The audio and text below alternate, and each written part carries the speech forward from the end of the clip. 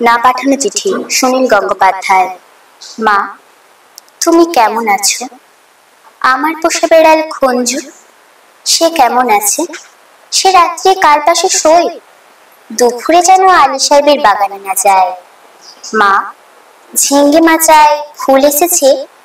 মা, তোমাদের ঘরের চালে নতুন খড় দিয়েছো?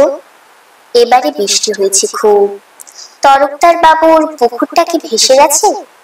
কালু ভুলুরা মাছ পেয়েছে কিছু? মনে আছে একবার মেঘের ডাক শুনে কই মাছ উঠে এসেছিল ডাঙায়। আমি আম গাছতলা থেকে দুটো কই মাছ ধরেছিলাম। তোমার মনে আছে মা? মনে আছে? আলী সাহেবের বাগানে সেই নারকোল চুরি করে আনিনি, মাটিতে পড়েছিল, কেউ দেখেনি। নারকোল পড়ার সেই স্বাদ এখনো মুখে লেগে আছে। সে ডাকটায় হাত বুলিয়ে বাবার কথা মনে পড়ে। বাবার জন্য আমার খুব কষ্ট হয়। আমি ভালো আছি, খুব ভালো আছি। হ্যাঁ, ভালো কথা। দাদা কোনো কাজ পেয়েছে? নকুল বাবু যে বলেছিল বহরমপুরে নিয়ে যাবে। দাদাকে বলো, ওর ওপর আমি আর রাগ করিনি। রাগ পুষে রাখলে মানুষের বড় কষ্ট। আমার শরীরে আর এক ফোঁটাও রাগ নেই। আমি আর একটুও কাঁদি না মা। মা, আমি রোজ দোকানের খাবার খাই। হোটেল থেকে দুবেলা আমার খাবার এনে দেয়। মাংস মুখে দিয়ে তুলির কথা, কালু ফুলুর কথা মনে পড়ে। হোটেলে কিন্তু কখনো শাক রান্না হয় না। পুকুর পাড় থেকে তুলে আনতাম আমি আর তুলি। সেই কমলির শাক কি ভালো, কি ভালো। বিনি পয়সায় কোনোদিন আর কমলি শাক খাওয়া আমার ভাগ্যে জুটবে না। এই ভাদ্র মাসে তাল পাকে, ঢিপ ঢিপ করে তাল পড়ে। বাড়ির তাল গাছ দুটো আছে তো। কালু তালের বড়া খেতে বড় ভালোবাসে। ওকে একদিন বানিয়ে দিও। তেলের খুব দাম জানি, তবু একদিন দিও। আমাকে বিক্রি করে ৬,০০০ টাকা পেয়েছিলে, তা দিয়ে একটা গরু কেনা হয়েছে তো। সে গরুটা ভালো দুধ দেয়। আমার মতো মেয়ে গরু অনেক ভালো।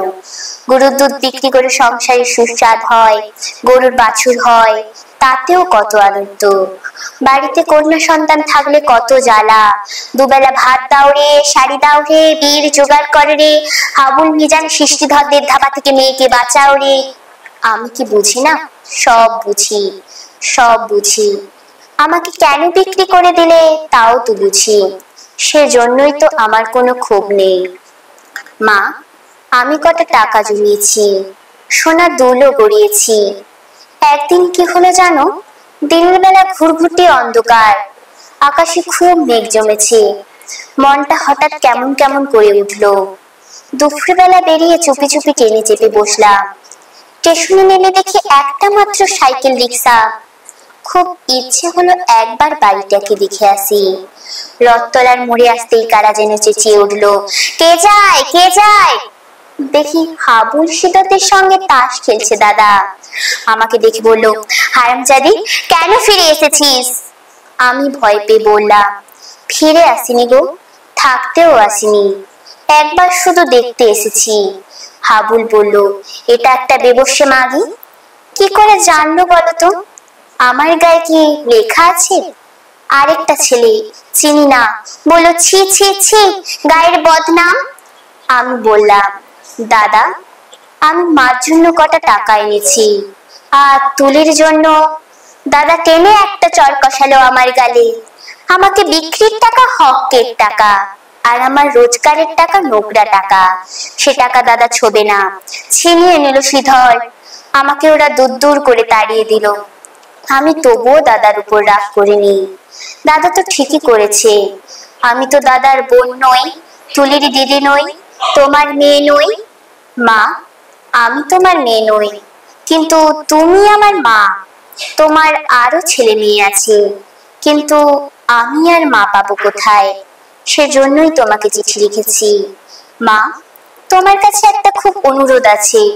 তুমি বাবাকে বুঝিয়ে বলো, তুলিকেও যেন আমার মতো আরামের জীবনে না পাঠায়।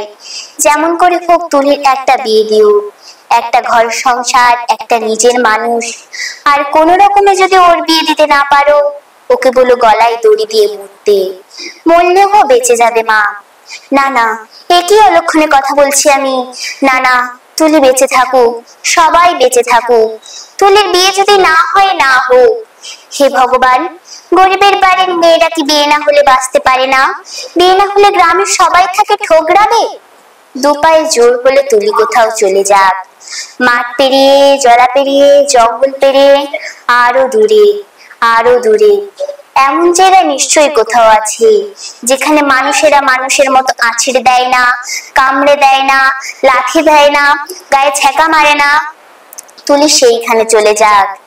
এমন জায়গা নিশ্চয়ই কোথাও আছে যেখানে মেয়েরা শুধু মেয়ে নয়, মানুষের মতো বাঁচতে পারে, যেখানে মেয়েরা শুধু মেয়ে নয়, মানুষের মতো বাঁচতে পারে। নমস্কার। নিজের বাড়ি মানেই মাথার উপর নিশ্চিন্ত ছাদ। ছাদকে রক্ষা করুন রোদ বৃষ্টির যাবতীয় প্রকোপ থেকে। আপনার বাড়ি নতুন হোক বা পুরনো, pen doctor leak guard vaccine, যা প্রিমিয়াম ওয়াটারপ্রুফিং সার্ভিসের মাধ্যমে বহু বছর সুরক্ষিত রাখে আপনার ছাদকে। বিশদে জানতে এখনই ফোন করুন।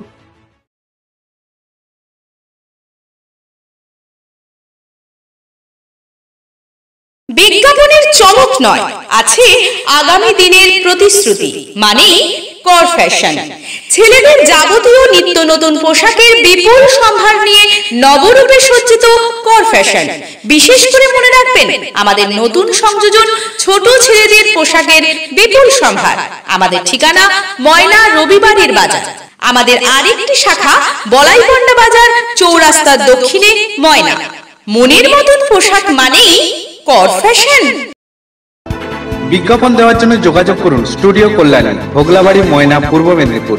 নতুবা ফোন করুন যাদববেড়া 9800303017। এছাড়া অসিত বেড়া 9932227739।